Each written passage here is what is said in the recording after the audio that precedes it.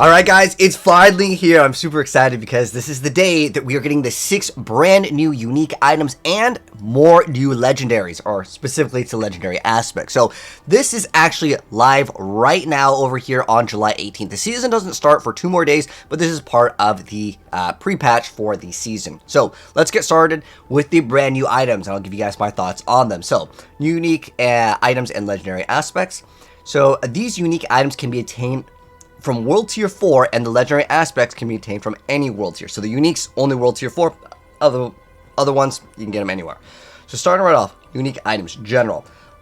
The Ahavarian Spear of Lycander is a new uber unique, so this means that like no one's going to be getting this, just to be realistic here. It's a unique staff, it's World Tier 4, it says gain a random shrine effect for 10 to 20 seconds after killing a elite enemy, can only occur once every 30 seconds. This last line basically ruins this item. Why would they have something so rare that can't be, up 100% of the time? It's not going to be good for bosses. I'm talking about any world bosses or anything that's not going to have an elite that you just recently killed. Now, true, if you maybe made a character that is 100% built around shrines, maybe you can get some cool effects to have it extend the duration and then it can maybe overlap. But for the most part, I would say no one's really building any shrine builds.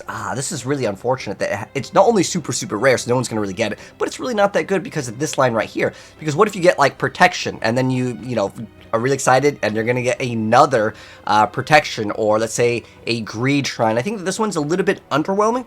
I would say if they deleted this last line over here, it would actually be maybe something people would start to make builds around. But it's so rare that, no one else is going to be getting it. It just says, we wish you luck in recovering it.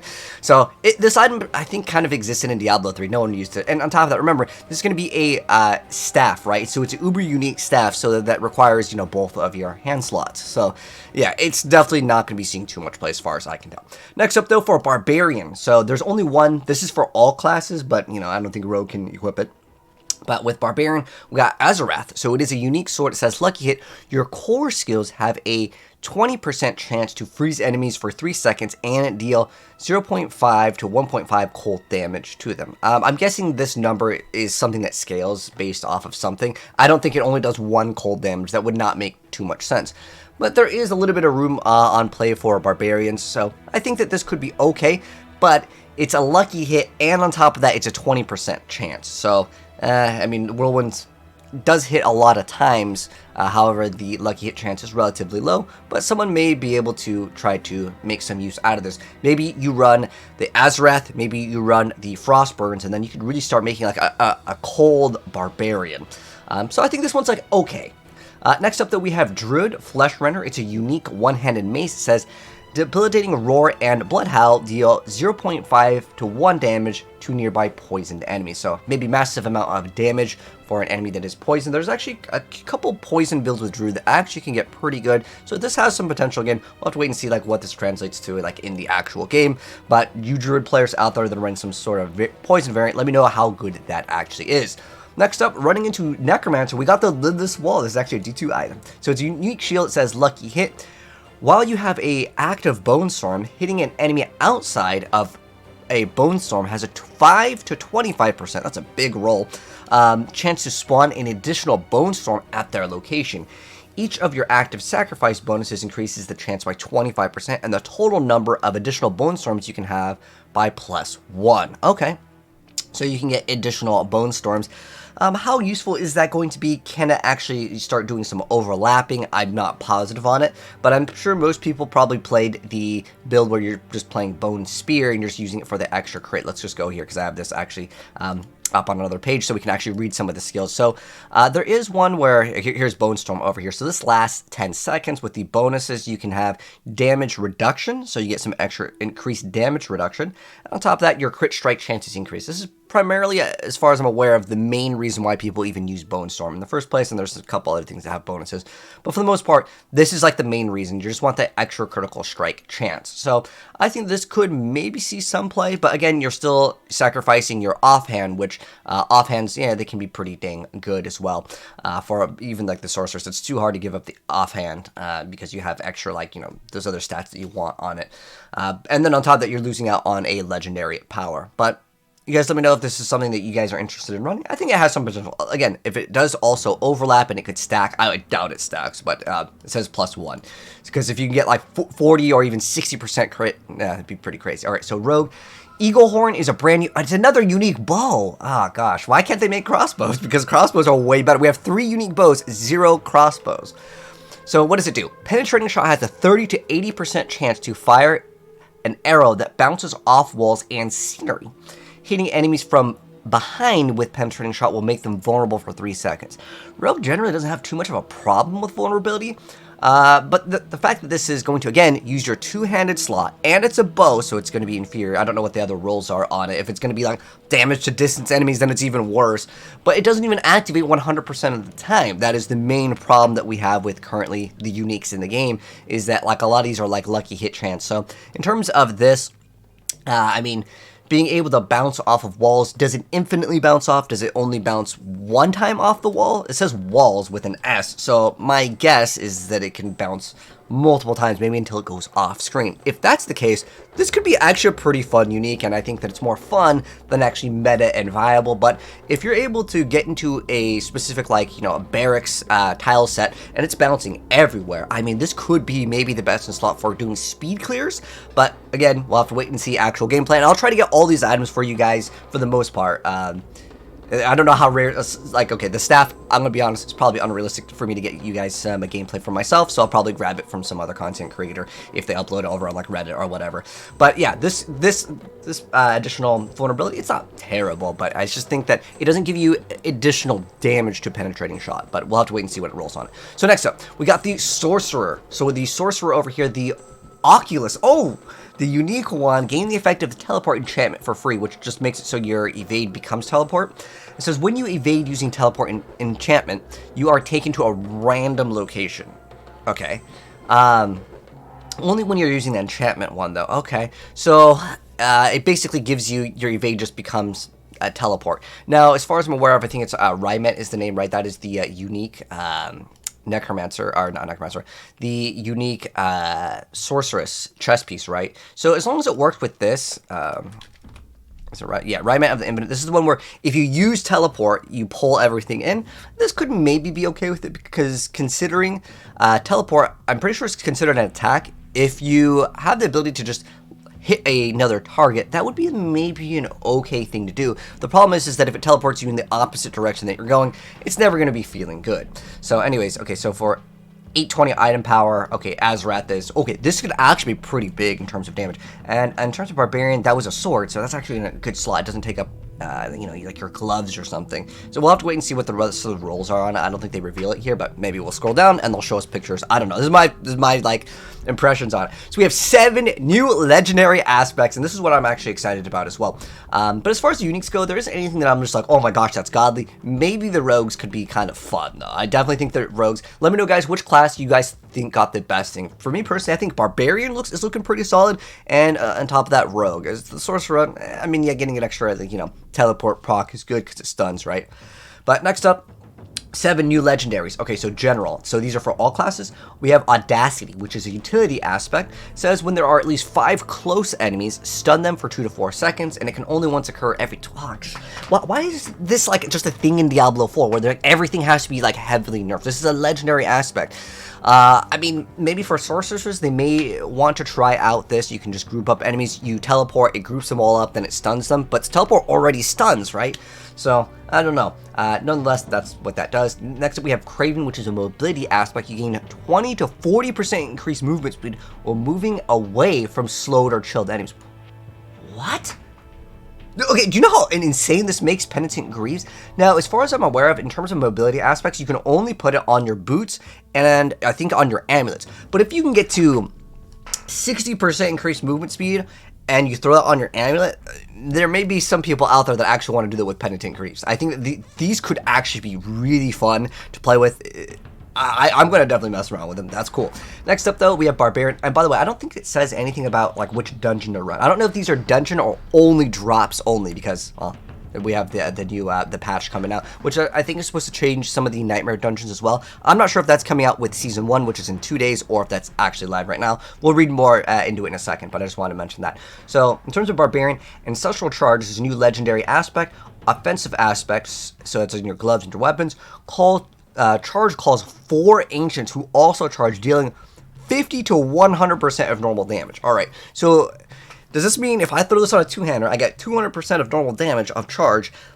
And in addition to that, that's 4 ancients that are doing it. So that would be, you know, if it's getting 200% and there's 4, again, on a two-hander, because it's an offensive, does that mean that I could get, like, 800% damage? That might actually be so good to the point where it becomes actually viable. This could be fun. I think that this is awesome. I like the direction they're going. Some of these are just really fun, like the penetrating shot, if it bounces around like crazy. Oh man, it's gonna be awesome. Next up though, we got Druid Subterranean, which is an offensive aspect. Poison Creeper also casts a landslide in a circle around you. Earthen skills deal 10 to 20% increased damage to poisoned enemies. This could be pretty big, being able to have them also cast Landslide. I've seen like a lot of Trample Slide Druids, and some of them, the sound is just ridiculous, so this could make it even crazier, but I'm not sure how viable that's going to be, considering what's the cooldown on but the Creepers. It's the active ability. So let me go and check out the actual, let's go to the Druid over here. What is the cooldown on the Creeper? So where's the Poison Creeper? So the thing is it's on a pretty long cooldown. Is there anything to decrease it? I don't know if there's going to be something that decreases other than, you know, flat cooldown reduction, but if there's a way to proc it more often, hey, that's going to be good. Next up, the Necromancer Gore Quills, which is an offensive aspect. Blood Lance will consume blood orbs to also conjure lances from them. Okay. Each additional Blood Lance deals 20 to 50% of normal damage and prioritize targeting unlanced enemies. This is actually kind of nice because then your lances will chain. Lance actually took a big nerf, but it needed to be nerfed because it was going to like break the games in terms of its server, because there'd be so many lances that shoot out. So the problem is that I see this, it deals less damage. I don't know why there's so many items in Diablo 4 that just like, it does an additional fireball, but the additional fireball does 75% less damage. It's not exciting to do less damage. It should be deals extra 20 to 50% more damage, right? Especially since it took a massive nerf, and everyone's playing Bone Spear anyways. Speaking of, let's see if that actually gets nerfed here in a moment. Yeah, maybe we'll save it for another video because we're almost 15 minutes long. So starting off with the Rogue. So this is the new Rogue legendary aspect. Pestilent Points, offensive aspect. Every third cast of Puncture is poison imbued with 100 to 150% of normal potency. Okay, this is pretty busted. Okay. To put this in perspective, the normal poison imbue already hits for 100%. Now, to double that and go to 150, and if that actually works with your scaling of poison, because, like, you know, I make builds, and we've been heavily focusing on Rogue, and doing poison is insane. The base of this already hits for 100%. Getting it up to 9 can go pretty crazy in terms of damage. And on top of that, you can increase the duration, and you can make the crits deal 75% increased poisoning damage.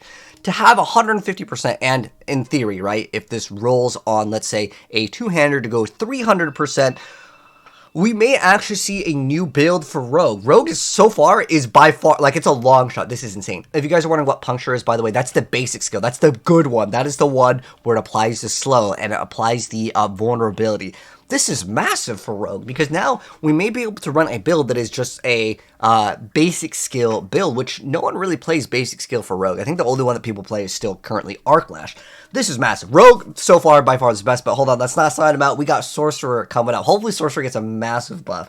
So Searing Wards, which is an offensive aspect, after spending 200 to 100 mana, your next Firewall is free to cast and will destroy incoming small missiles. So little small projectiles. I mean, this is like, it's a little bit like of a bonus. Maybe if it said that like you were immune to small missiles and it would reflect them and then stun the targets and also freeze the targets, okay, maybe. But the fact that you'd be giving off a aspect is, because as far as Firewall goes, let's be honest, Ice Shard Sorceress at the moment is still the only thing that most people are playing. There's not that many people, as far as I'm aware, of playing anything but Ice Shards in terms of Sorcerers. I see a few Arclashes once in a while, maybe a Blizzard once in a while. Very rare to see Firewall. I think maybe if Firewall also did double the burn damage or double damage in general on the first few ticks or something, this doesn't make me too excited as a sorceress player to play this. But like, this is like a completely new build. I mean, just getting one free cast. Fire is one of the better elements to get mana anyways. So if the next like maybe 5 were free, I don't know, I just think it could have been so much better at the end of the day. But there are more changes, guys, in the patch notes, but I'm not going to try to make this video half an hour long because I do want to go over the balance updates for everything. But there is a aspect nerf over here that I do want to go over. So as much as I really like seeing buffs, these are all straight up nerfs. So what got nerfed?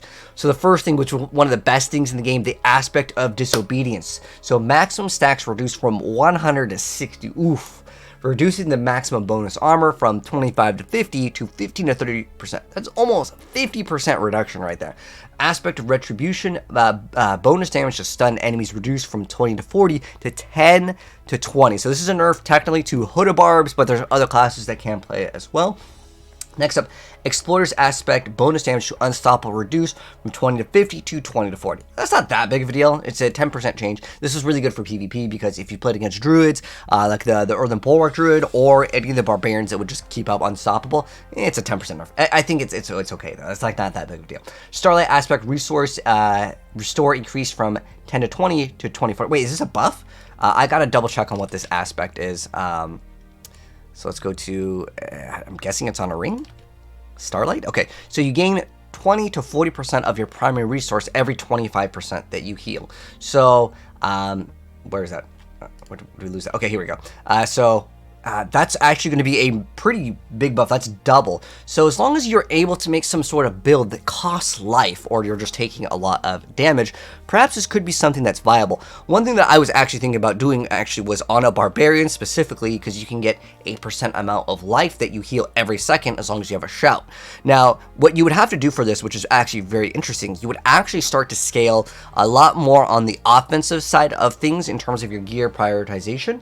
If this actually worked with shield, then temerity can actually be pretty good. And the reason why this is actually kind of more big brain over here, because you need to take damage, right? You want to take more damage. You want to have more HP, but also take more damage. If this works with temerity, these actually could be pretty solid. And the reason why is because you want to not run things that would give you damage reduction, which I know it sounds kind of opposite of what you normally want to do to make your character stronger, but you need to be able to actually take damage to restore 8% of your life. So this could be something kind of fun. I mean, if you could proc this like every, second over here, if you have a lot of sort of regen or different shield mechanic, it does say health, right?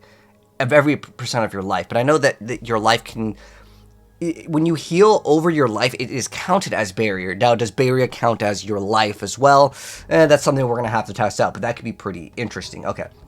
Oh, so they changed the Butcher's Cleaver got increased. Okay, so we got a small little buff. The drop, wait, these are drop rates. Increased to bonus to ancestral and sacred items in Nightmare Dungeons from 5 to, so with 10% bonus to these ancestral and sacred items in Nightmare Dungeons. So that's going to be, part of the aspects as well, right? Then removed a 20% chance to drop in extra equipment from elite monsters outside of Nightmare Dungeons and Helltide. Oh, so this is going to be a nerf. They nerfed the loot. Why? Outside, the outside areas were already pretty terrible. I mean, we're getting a bonus here, but I don't know why we're getting a nerf here. Increased chance to drop in extra equipment from elite monsters in Nightmare Dungeons and Helltide by 10%. Oh, okay. So they removed the 20, but increased it by 10. Why not just remove it by 10%, right? Am I crazy? Okay. Oh, okay. You know what? This is from elite monsters in Nightmare Dungeons. Okay, so we have a bonus. Oh, so it's a 15% bonus, but then we're losing a 20% bonus outside. Okay. So it says Nightmare Dungeons now a 50% chance to drop a second legendary item upon completion, and the Nightmare Dungeons now give 3 rare items upon completion, up from 1. Okay, so that's like a nice little bonus. Okay, let's not sit here too long, because I'll go over the rest of the patch notes in a separate video, so it's not too long. But those are all the new legendaries, guys, as well as all of the brand new unique items. Let me know what you think of them, which class you think got the best one. I honestly think Rogue got the biggest W. I mean, we got a cool unique, potentially, on paper, at least in terms of the text. And on top of that, this is actually going to be pretty busted, I think. If it works the way I think it works, yeah, you can start scaling incredible attack speed on basic skills and actually make a pretty cool build. Anyways, that's going to wrap things up. If you guys enjoyed it, drop a like on it. Subscribe if you're new, because we're going to be dropping the rest of the patch notes that go over all my thoughts on the new nerfs and buffs to all the classes. But this is just the legendaries and unique items. But anyways, take care, and I'll see you in the next video very soon.